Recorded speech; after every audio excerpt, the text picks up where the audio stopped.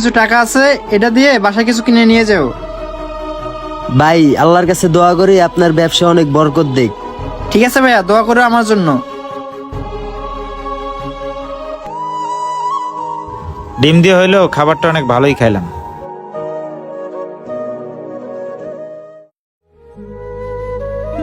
খাওয়া তো শেষ করলাম, এবার তাড়াতাড়ি করে কাজটা শেষ করতে হবে। আচ্ছা মহাজন সাহেব, শুনলাম আগামী মাস থেকে নাকি হোটেলটা বন্ধ করে দিবেন। জি, আপনি ঠিকই শুনেছেন। আচ্ছা ভাই, আপনার হোটেলটা তো এক সময় খুব জমজমাট ছিল, সেই হিসেবে তো আপনি অনেক লাভবান হওয়ার কথা। আসলে ভাই, মানুষের বিপদ দেখে আমি সাহায্য না করে থাকতে পারি না। মানুষকে সাহায্য করতে করতে আজকে আমি নিজেই নিঃস্ব হয়ে গেছি। কি করব ভাই, একটা হোটেল চালাতে গেলে তো অনেক টাকার প্রয়োজন। সেই টাকা তো আর এখন আমার কাছে নেই, তাই বাধ্য হলাম হোটেলটা ছেড়ে দেব। তাই হোটেলের সব কর্মচারীকে বলে দিছি তারা যাতে সামনের মাস থেকে অন্য কোথাও কাজ নিয়ে নেয়, আর আমি হোটেলটা বন্ধ করেই দেবো। প্রয়োজনে আমি নিজেই অন্য জায়গায় কাজ করে খাবো। ভাই আপনারা